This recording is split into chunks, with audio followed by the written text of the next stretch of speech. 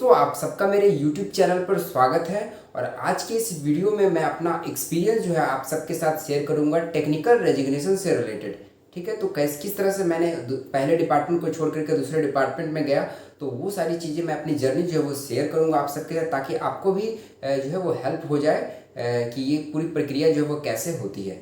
ठीक है, तो चलिए वीडियो को बिना किसी देर के शुरू करते हैं।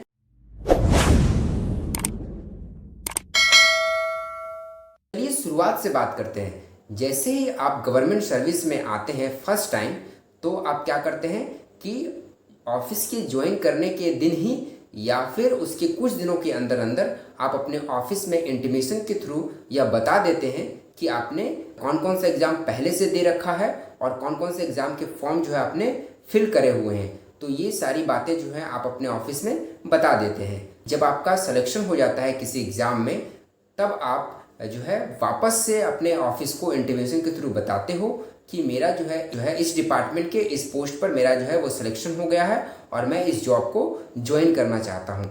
इससे क्या होता है कि आपके ऑफिस को जो है वो पता चल जाता है कि आप जो है ये जॉब छोड़ने वाले हो और जो है वो न्यू जॉब जो है आप ज्वाइन करने वाले हो। उसके बाद जैसे ही आपकी ज्वाइनिंग आ जाती है ईमेल के थ्रू या फिर बाय पोस्ट, तब आप जो है अपने ऑफिस में एनओसी के लिए और टेक्निकल रेजिग्नेशन के लिए अप्लाई जो है वो कर देते हैं। जब ये दोनों अप्रूव हो जाता है, रेजिग्नेशन आपको जो है वो मिल जाता है। और इस टेक्निकल रेजिग्नेशन के ऑर्डर में यह लिखा होता है कि आपको इस तारीख से आपको इस डिपार्टमेंट से रिलीज किया जाता है, ताकि आप नए डिपार्टमेंट को ज्वाइन कर सकें। तो जिस डेट में आपको लिखा होगा कि आपको रिलीज किया जाता है, तो उस दिन के बाद यानी उसके नेक्स्ट डे से आपकी जो है ज्वाइनिंग टाइम जो है वो स्टार्ट हो जाती है।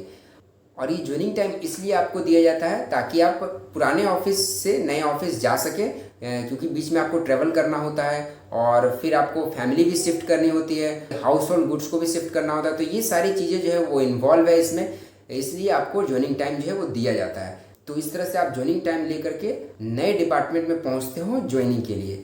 जब आप वहां पर पहुंचते हो तो वहां पर आप क्या क्या देते हो? टेक्निकल रेजिग्नेशन का ऑर्डर, एनओसी, अपना अटेस्टेशन फॉर्म, फिर जाके कैरेक्टर सर्टिफिकेट, आइडेंटिटी सर्टिफिकेट और बाकी सारे एनेक्सर जो हैं और डॉक्यूमेंट सर्टिफिकेट जो भी है सारा जो है आप देते हो। और उसमें उसकी जो जेरोक्स कॉपी ली जाती है और उस पर आपसे सिग्नेचर करवाया जाता है सारे कॉपीज़ पर, जेरोक्स कॉपी पर। तो इस तरह से आपसे सारे डॉक्यूमेंट्स ले लिए जाते हैं और फिर आपका मेडिकल भी मांगा जाता है। और मेडिकल में अगर आप पहले से आप करवा करके लेकर के आते हो तो ठीक है, और अगर आप नहीं करवाते हो तो आपको पास के किसी गवर्नमेंट हॉस्पिटल में भेज दिया जाता है मेडिकल के लिए। और मेडिकल का दोबारा से झंझट जो है वो नहीं लेना चाहते हैं तो मैंने जैसे किया था वो आप वैसा कर सकते हैं। तो मेडिकल के लिए मैंने क्या किया कि मेरा जो है पहले पुराने डिपार्टमेंट में ही मेरा जो है मेडिकल हो रखा था, तो उसकी कॉपी जो है मैंने अपने हेड ऑफ ऑफिस से सिग्नेचर करवा करके सर्टिफाई करवा लिया था और उसकी कॉपीज़ जो है मैंने नए डिपार्टमेंट में भिजवा दिया था। तो जिससे मुझे फिर से मेडिकल जो है वो नहीं करवाना पड़ा। तो मतलब मेडिकल के झंझट से मैंने मुक्ति पा ली थी। और उसके बाद फिर जो है वो ज्वाइनिंग मेरी हो गई थी और इस तरह से जो है ये सारा का सारा प्रोसेस जो है वो हुआ था। तो आशा करता हूँ दोस्तों आपको समझ आया होगा कि किस तरह से हम लोग टेक्निकल रेजिग्नेशन के थ्रू एक डिपार्टमेंट से दूसरे डिपार्टमेंट में जाते हैं। आज की वीडियो में इतना ही और अगली वीडियो में हम लोग फिर मिलेंगे।